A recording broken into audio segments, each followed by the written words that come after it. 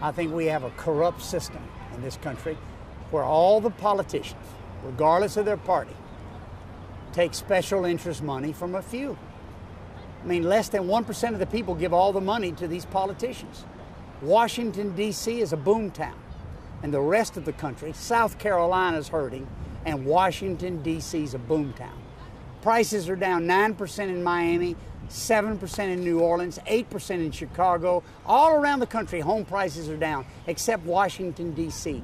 They're up 3.6%. There's a fundraiser a night there. They are owned by the special interests. We did health care, and we didn't do tort reform. We did banking reform, and the banks are still too big to fail on Wall Street. I'm sick and tired of it. I've been a congressman. I've been a governor. I'm a successful businessman. I'll say that modestly. I built a small bank in Louisiana, about $650 million, all over the state. We made money throughout this recession, one good loan at a time. And we didn't have any guarantees that we couldn't fail. That made us compete. Governor, you say that you're going to only accept contributions of $100 or less. President Obama is expected to raise $1 billion to run. How are you going to compete with that? Let me give you the numbers. My rules are clear. No PAC money, no organization money, $100 or less from individuals, and I don't do cycles like the current law does. Current law, you can give $5,000 for 2 or 3 cycles to the president. I say no. $100 maximum for the whole election. Here's what I need, David. I need one person out of every 100 Americans to give me $100. One person. If one person does that, I'll raise $300 million for the primaries. 1 out of 100 at $100 is $1 a person in America. That's $300 million. That's more than John McCain and Mitt Romney spent together in the last election in the primaries. And when I win the primary as the Republican nominee for president, I'll take 2 out of 100 Americans then.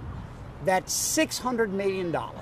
And I can face President Obama eye to eye, nose to nose, cheek to cheek, head to head, and we can talk about what a great nation this is and what we need to do to make it right. How important is the South Carolina primary going to be to your campaign? Critical. Critical. I can name you 3 states that I'll spend time in: Iowa, New Hampshire, and South Carolina. And with my accent from a cotton farm in North Louisiana, South Carolina is very critical. And I know the people don't know me here. I'm a stranger. But I'm going to say this humbly. I'm 67. I'm old enough to know what needs to be done, and I'm young enough to do it. And I would be elected president free to lead a rising nation. Unlike past presidents, I won't take big money from Wall Street, and they're going to have to compete. Unlike past presidents, I won't take insurance money, and they're going to have to compete. Unlike past presidents, I won't take special interest money. How will you win, buddy? 1 out of 100 in the primary. That's all I need, South Carolina. Look on my website, www.buddyroemer.com. .buddyroemer.com. Look on my website and give me $5, $10, $20, $50, $100. That's how I got elected governor of Louisiana against all odds. That's how I got elected congressman.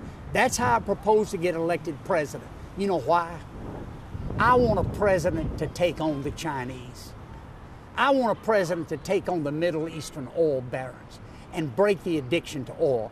I want a president to say that we're going to be energy free in this nation by the end of the decade. I want a president that creates jobs using small business. I want a president that gets the budget balanced within 5 years. 1% a year is all we have to do, but we need to get started now.